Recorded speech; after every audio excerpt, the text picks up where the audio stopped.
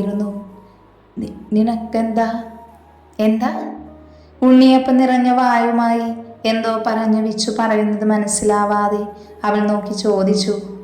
വേഗം വായിലുള്ളത് ഒറ്റ ഇറക്കിന് അവൻ വിഴുങ്ങി. നിന്റെ തലയിൽ ആരാ അടിച്ചേന്ന് അവൻ അത്ഭുതത്തോടെ ചോദിച്ചു. ആരും ഇല്ലല്ലോ, എന്തു പറ്റി? അല്ല, പെണ്ണുങ്ങളുടെ മുഖത്ത് വിരിയുന്ന ഭാവമൊക്കെ നിന്റെ തിരുമോന്തയിലും വരുന്നു. ഓ, ഇങ്ങേരെ ഞാൻ നന്നാവാൻ സമ്മതിക്കൂല. അവനൊന്ന് പല്ല് കടിച്ചു. എന്തെങ്കിലും പറഞ്ഞോ? ഏയ് ഇല്ല, ബിച്ചുവേട്ടന് തോന്നുന്നതാ, അങ്ങനെയൊന്നുമില്ല. ഞാൻ വന്നപ്പോൾ കുറേ നോക്കി, എവിടെയായിരുന്നു? അവളൊന്നുകൂടെ അവൻ്റെ അടുക്കിലേക്ക് ചെന്നിരുന്നു. ഞാനൊന്ന് പുറത്തു പോയതാ, കുറച്ച് സാധനങ്ങൾ വാങ്ങാൻ. നീ ഇങ്ങനെ വരുന്നു എന്നറിഞ്ഞിരുന്നെങ്കിൽ എങ്ങോട്ടും പോകില്ലായിരുന്നു ഞാൻ. വിച്ചു അവളെ ചേർത്തിരുത്തിക്കൊണ്ട് പറഞ്ഞു. പോ, ചുമ്മാ ഓരോന്ന് പറയാതെ. അല്ലടി, സത്യം, കൊള്ളാം. ആകെ മൊത്തം ഒരു ആനച്ചന്തമൊക്കെ ഉണ്ട്. അത്രേ ഉള്ളൂ? എത്ര കഷ്ടപ്പെട്ട് ഞാൻ ഒരുങ്ങി വന്നതാ, എന്നിട്ട് ഇങ്ങനെയാ പറയുന്നത്? അവളുടെ ചുണ്ട് പരിഭവം കൊണ്ട് കോർത്തു. അവളുടെ വിരലുകൾ അവൻ്റെ ഷർട്ടിലെ ബട്ടൺസിൽ ഓടി നടന്നു. അവളുടെ കൂർത്ത ചുണ്ടുകളിലേക്ക് ഒരു നിമിഷം അവൻ്റെ നോട്ടം തെന്നി വീണു. ദേ പെണ്ണേ, വേണ്ട കേട്ടോ, നീ ചുമ്മാ എന്നെ ബാലൻ കെ നായരാക്കല്ലേ. ആയിക്കോട്ടെ, അതിനെന്താ പ്രശ്നം? എടി, ഞാൻ കാര്യമായിട്ട് പറഞ്ഞതാ. ഞാനും എനിക്ക് വേണ്ടിയാണോ ഒരുങ്ങി വന്നേ? വേറെ ആർക്ക് വേണ്ടി വരാനാ? സത്യം? വിശ്വാസം വരാതെ അവൻ ചോദിച്ചു. സത്യമായിട്ടും? എന്നാ പിന്നെ എനിക്കൊരു ഉമ്മതാവണ്ണേ? വിച്ചു ചോദിച്ചതും അവൾ നാണത്താൽ മുഖം കുനിച്ചു. കണ്ണടയ്ക്ക്, എന്നാ തരാം. എനിക്ക് നാണവാ. ശരി, കണ്ണൊക്കെ അടക്കാം, പക്ഷേ കാര്യമായി തന്നെ തരണം. അവൻ അതും പറഞ്ഞ് പതിയെ കണ്ണുകൾ ഇറുക്കി അടച്ചു.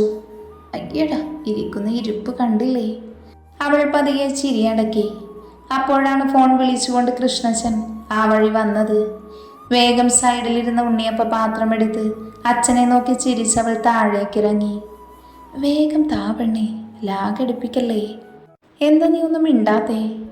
എനിക്ക് തീരെ ക്ഷമയില്ല പെണ്ണേ, ഇങ്ങോട്ട് താടി. അടുത്തിരിക്കുന്ന ആളെ വലിച്ച് വിച്ചു ആഞ്ഞൊരു ഉമ്മ കൊടുത്തു. വായിൽ എന്തോ തടഞ്ഞതും പതിയെ കണ്ണു തുറന്ന് നോക്കി. താടി നിറഞ്ഞൊരു കവിൾ കണ്ടതും വേഗം അകന്നു മാറി അവൻ.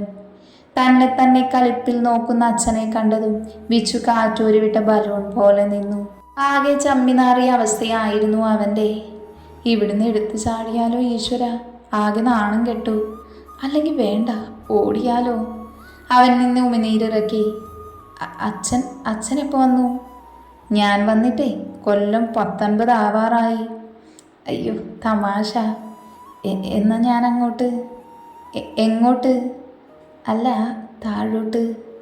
വിച്ചു വേഗം താഴേക്ക് പോകാനായി തിരിഞ്ഞു. മോനെ വിഷ്ണു, ഒന്ന് നിന്നേ. എന്താ അച്ഛാ? അയ്യോ, അച്ഛൻ്റെ പൊന്നുമോൻ ഇങ്ങോട്ട് നീങ്ങി നിന്നേ, അച്ഛൻ ചോദിക്കട്ടെ. പെൺപിള്ളേര് ശല്യം ചെയ്താലേ മുറ്റത്തെ പേര വെട്ടി നിന്നെ ഞാൻ തല്ലും. പോകൃത്രം കാണിക്കുന്നോ നീ? അച്ഛൻ ഇരുന്നിടത്തു നിന്നും എണീറ്റു. വിച്ചു 2-3 ചുവട് പിന്നിലേക്ക് വെച്ചു. ഞാൻ അങ്ങനെയൊന്നും, അച്ഛന് തോന്നിയതാവും. അങ്ങനെയൊന്നും ഇല്ല എന്ന് പറഞ്ഞാലേ എന്നോളം വളർന്നു എന്ന് നോക്കില്ല. ചൂരലെടുത്ത് ചന്തിക്ക് നല്ലോണം തരും ഞാൻ. അയ്യോ വേണ്ടായേ. അവൻ കൈകൂപ്പി നിന്നു. മര്യാദക്കാണെങ്കിൽ ആയിക്കോ, സമയമാകുമ്പോൾ എന്താന്ന് വെച്ചാൽ ചെയ്യാം. കുരുത്തക്കേട് കാണിച്ചാ അറിയാലോ എന്നെ. അറിയാമച്ചാ. ആ, എന്നാ ചെല്ല്, പോയി എല്ലാം റെഡിയായോ എന്ന് നോക്ക്. അത് കേട്ടതും വെച്ച് വേഗം അവിടെ നിന്നും ഓടി. ഇടി കുരിപ്പേ, എന്നെ ഒറ്റക്കിട്ട് കൊടുത്തിട്ട് മുങ്ങിയല്ലേ. അവളെ വിശ്വസിച്ച് കണ്ണടച്ച് എന്നെ പറഞ്ഞാൽ മതിയല്ലോ. എവിടെ പോയ പൂതന, നിനക്ക് തരാടി കൂട്ടിത്തേവാങ്കേ. മനസ്സിൽ അനുവിനെ പറഞ്ഞുകൊണ്ട് വെച്ചു സ്റ്റെപ്പുകൾ ഇറങ്ങി. എന്നാൽ കൃഷ്ണന്റെ ചുണ്ടിൽ ഒരു പുഞ്ചിരി ബാക്കി നിന്നു, മനോഹരമായൊരു പുഞ്ചിരി. ഇതേ സമയം ശ്രുതി ആമയെ കൊടുക്കുവാനുള്ള പദ്ധതികൾ മെനയുകയായിരുന്നു. എന്നാൽ അവൾ അറിഞ്ഞില്ല ആമയ്ക്ക് രക്ഷകനായവൻ അവൾക്കരികിലേക്ക് എത്തിക്കൊണ്ടിരിക്കുവാണെന്ന്. പതിയെ ഇരുട്ടു വീണ് തുടങ്ങിയിരുന്നു. എല്ലാവരും പൂജക്കായുള്ള തയ്യാറെടുപ്പുകളായിരുന്നു. കാവിൽ നിറയെ ദീപങ്ങൾ കൊണ്ട് അലങ്കരിക്കുകയാണ് അനുവും ആമയും അമ്മമാരും. നിങ്ങൾ പുറത്തൊക്കെ വിളക്ക് വെക്ക്, കഴുകി വെച്ച കുറച്ച് വിളക്കുകൾ അവിടെയുണ്ട്. അതുകൂടി പോയി എടുത്തിട്ട് വരട്ടെ, സമയമാവാറായി. അമ്മമാർ അതും പറഞ്ഞുകൊണ്ട് കാവിൽ നിന്നും വീട്ടിലേക്ക് കയറിപ്പോയി. അഗ്നിമോൻ വരില്ലേ ശാലിനി? കണ്ടില്ലല്ലോ. ശരണിന്റെ അമ്മ ഒരു കുട്ട നിറയെ അരളിപ്പൂക്കളുമായി പൂജ നടക്കാൻ ഒരുക്കി വെച്ചിരിക്കുന്ന കളത്തിലേക്ക് കയറിക്കൊണ്ട് ചോദിച്ചു. വരും. എന്താ വൈകുന്നറിയൂല. നേരത്തെ എത്തണമെന്ന് ഞാൻ പ്രത്യേകം പറഞ്ഞതാ. എന്നാ ഇങ്ങ് വന്നോളും. എന്തെങ്കിലും തിരക്ക് കാണും. വാ, നമുക്ക് അകത്തേക്ക് ചെല്ലാം. വരുന്നവർക്കുള്ള ഭക്ഷണമെല്ലാം തയ്യാറായി എന്ന് തോന്നുന്നേ. എന്തേലും കുറവുണ്ടോ എന്ന് നോക്കണം. പൂക്കളെല്ലാം അവിടെ തന്നെ വെച്ചവർ രണ്ടുപേരും കാവിൽ നിന്നും വീട്ടിലേക്ക് പോയി. ഒന്ന് നേരത്തെ വന്നാലെന്താ അങ്ങേർക്ക്? എത്ര നേരമായി കാത്തിരിക്കുന്നു. എൻ്റെ വീട്ടിലേക്കായതുകൊണ്ടാവും ഇങ്ങനെ വൈകുന്നത്. സ്വയം പരിഭവം പറഞ്ഞുകൊണ്ട് ചിരാതിൽ എണ്ണ പകരുകയാണ് ആമി. എന്തു പറ്റി അഭിയേച്ചി? ദേ അനു, മിണ്ടാതിരുന്നോ നീ? ഇത് കൊള്ളാലോ. കാര്യം എന്താണെന്ന് അറിയാൻ ചോദിച്ചപ്പോൾ എൻ്റെ മെക്കിട്ട് കയറുന്നോ? ഒന്നുമില്ല, നിന്നോടൊന്നും പറഞ്ഞിട്ട് കാര്യമില്ല. നീയും കൊള്ളാം, നിന്റെ ഏട്ടനും കൊള്ളാം. ആഹാ, അങ്ങനെ വഴിക്ക് വാ. അപ്പോൾ അതാണ് പ്രശ്നം. ഏട്ടൻ വരാത്തതിൻ്റെ പരിഭവത്തിലാണ് കുട്ടി. അങ്ങനെ പണ. എനിക്കാരോടും പരിഭവമില്ല. ദേഷ്യപ്പെടാൻ മാത്രം ഞാൻ ആരാ? ഓഹോ, അപ്പൊ സംഭവം ഗൗരവമുള്ളതാണല്ലേ. എന്തേലും തിരക്ക് കാണും, അതാവും ലേറ്റാകുന്നത്. അല്ല, എന്നാലും ലേറ്റാവുന്നത് മോശമാ. വരുമ്പോൾ നമുക്കൊരു പണി കൊടുക്കണം. അതും പറഞ്ഞാനു ചിരിച്ചു. ദേ അനു, വേണ്ട കേട്ടോ. ദേവേട്ടൻ വല്ല തിരക്കിലുമാകും. ഇങ്ങ് വന്നോളും. അത്രയും പറഞ്ഞ ആമി ചിരാതുകൾ കത്തിക്കാൻ തുടങ്ങി. അനുവാണെങ്കിൽ ആമി ഏട്ടനെ വിളിച്ച പേര് കേട്ട് ഞെട്ടി നിൽക്കുവാണ്. ചേച്ചി എന്താ വിളിച്ചത്? എല്ലാവർക്കും അഗ്നിയേട്ടൻ, ചേച്ചിക്ക് മാത്രം ദേവേട്ടൻ. നടക്കട്ടെ നടക്കട്ടെ. അനു, നീ എൻ്റെ കയ്യിൽ നിന്ന് വാങ്ങിക്കുവേ. ആഹാ, ഇത് നല്ല കൂത്ത്.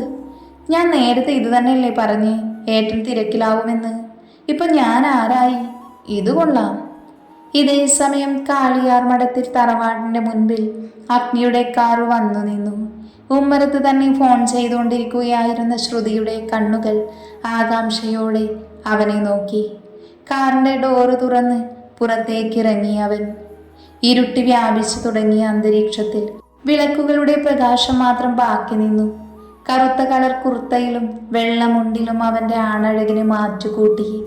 നെറ്റിയിലേക്ക് തെന്നി വീണു കിടക്കുന്ന മുടിയിഴകൾ വലം കൈയാൽ ഒതുക്കി കാറിൻ്റെ ഡോറടച്ചവൻ സ്റ്റൈലായി മുൻപോട്ട് നടന്നു. അനങ്ങാൻ പോലും മറന്ന് അവനെ തന്നെ നോക്കി നിൽക്കുവാണ് ശ്രുതി.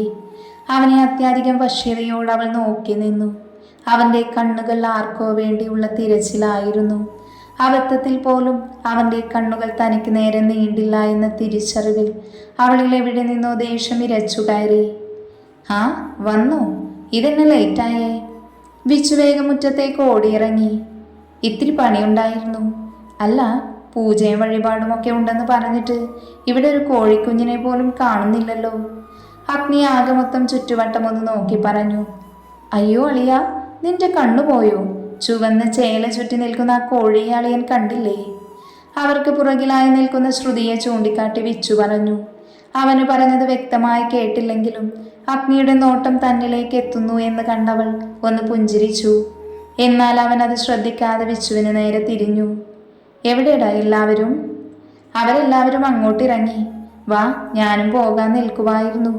പിന്നെയാ നീ വന്നില്ലല്ലോ എന്ന് ഓർത്തത്. അപ്പൊ നീ കൂടി വന്നിട്ട് പോകാന്ന് കരുതി. അതല്ലേ അതിൻ്റെ ഒരു ഇത്. നമുക്ക് കാണേണ്ടവരെല്ലാം അവിടെയില്ലേ? ഒന്നമർത്തി മൂളിക്കൊണ്ട് അഗ്നി മുൻപേ നടന്നു. അവന് പിന്നിലായി വിച്ചുവും. കാവിലേക്ക് ചെന്നതും കണ്ടു പടിക്കെട്ടിനു താഴെയായി സംസാരിച്ചു നിൽക്കുന്നുണ്ട് എല്ലാ ആണുങ്ങളും. ഓ, ഈ നാറിയെയും ക്ഷണിച്ചിട്ടുണ്ടോ? അഗ്നി ശരണിനെ നോക്കി വിച്ചുവിനോട് ചോദിച്ചു. ആ, എൻ്റെ പൊന്നളിയ, ഞാനും അറിഞ്ഞിട്ടില്ല. അമ്മായിയുടെയും അച്ഛൻ്റെയും പാരയാണവൻ. ആ മോനെ, വന്നോ? ഞങ്ങൾ കാത്തിരിക്കുവായിരുന്നു. എന്താ വൈകിയേ? കൃഷ്ണ സ്നേഹത്തോടെ അവൻ അരികിലേക്ക് ചെന്ന് ചോദിച്ചു. ഓഫീസിൽ കുറച്ച് വർക്കുണ്ടായിരുന്നു അമ്മാവ. അഗ്നി അതും പറഞ്ഞു ശരണിനെ ഒന്ന് നോക്കി. ആഹാ, അഗ്നി നീ വന്നോ? പുഞ്ചിരിയോടെ അഗ്നിയെ നോക്കി ശരൺ ചോദിച്ചു. അതിന് അഗ്നി ഒന്ന് മൂളുക മാത്രം ചെയ്തു. അഗ്നിയുടെ തീക്ഷ്ണമായ കണ്ണുകൾ അവൻക്ക് മേൽ വന്നു പതിച്ചെങ്കിലും അവൻ്റെ മുഖത്ത് വിരിഞ്ഞ ചിരിയുടെ അർത്ഥം അവർക്ക് ഗ്രഹിക്കാനായില്ല. ഞാൻ അല്പം വൈകിപ്പോയി. പക്ഷേ കുഴപ്പമില്ല, ഇനിയും നമുക്ക് കാണാമല്ലോ. അല്ല, കാണണം. അങ്ങനെയല്ലേ അമ്മാവ? അവൻ്റെ നോട്ടം കൃഷ്ണനിലാണെങ്കിലും അത് ആർക്കുള്ളതാണ് എന്ന് വിച്ചുവിനും ശരണിനും നന്നായി മനസ്സിലായിരുന്നു. അതേ മോനെ. അഗ്നിയുടെ കണ്ണുകൾ അപ്പോഴും തൻ്റെ ശത്രുവിനെ അളക്കുകയായിരുന്നു. ഏട്ടാ, മോനെ, എല്ലാവരും വരൂ, പൂജ തുടങ്ങാറായി. അമ്മ വന്ന് വിളിച്ചതും എല്ലാവരും കാവലിനുള്ളിലേക്ക് കയറി.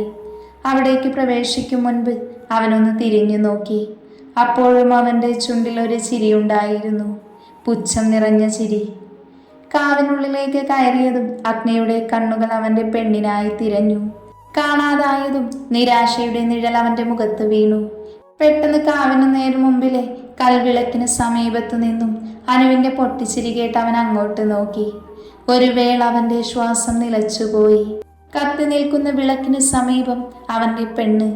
കസവ് സാരിയും പൊന്നിൻ്റെ ആഭരണങ്ങളും അവളെ പതിവിലും മനോഹരിയാക്കിയതായി അവന് തോന്നിയിരുന്നു. കരിമിഷിയിട്ട് വരച്ച കണ്ണുകൾ അവനെ വല്ലാതെ ആകർഷിച്ചു. അസ്തമയ സൂര്യൻ്റെ ചെഞ്ചുവപ്പ് വീണു കിടന്ന് കവിൾത്തടങ്ങളിൽ അമർത്തി ഉമ്മ വയ്ക്കാനും അവന് തോന്നിപ്പോയി. കാമദേവന്റെ വില്ലുപോലെ വളഞ്ഞ പുരികക്കൊടിയിൽക്കിടയിലെ പൊട്ടും സീമന്തത്തിലെ സിന്ദൂര ചുവപ്പും അവൻ കൊതിയോടെ നോക്കി നിന്നു. അവളുടെ അതിരങ്ങൾ അവനെ കൊത്തി വലിക്കും പോലെ അവൻ്റെ ഹൃദയം പിടഞ്ഞു. അതിലെ തേൻ അവനെ മാടി വിളിക്കുന്നത് പോലെ തോന്നി. അവൻ നോക്കി കാണുകയായിരുന്നു അവൾ എന്ന പെണ്ണിൻ്റെ സൗന്ദര്യത്തെ. വിളക്കുകളുടെ പ്രഭ അവളെ ഒരു ദേവി വിഗ്രഹം പോലെ അവന് തോന്നിപ്പിച്ചു. അറ്റം കെട്ടിയിട്ട നീണ്ട ചുരുൾമുടിയിൽ ചൂടിയ മുല്ലപ്പൂക്കളിൽ മുഖം പൊഴുത്താൻ ഒരു വേള അവൻ കൊതിച്ചുപോയി. പെട്ടെന്നാണ് മുഖമുയർത്തി ആമി അവനെ കാണുന്നത്. കാത്തിരുന്ന് കണ്ടതിൻ്റെ സന്തോഷവും പരിഭവവും അവളുടെ മുഖത്ത് വ്യക്തമായിരുന്നു. തന്നെ നോക്കി നിൽക്കുന്നവനെ കാണി അവളിലെ ഭാവവും മാറി തുടങ്ങിയിരുന്നു. കണ്ണുകൾ പിടഞ്ഞു, അതിരങ്ങൾ എന്തിനോ വേണ്ടി പിടഞ്ഞു. ചുറ്റുമുള്ളതിനെയും ചുറ്റുമുള്ളവരെയും ഒരു നിമിഷം അവൾ വിസ്മരിച്ചു.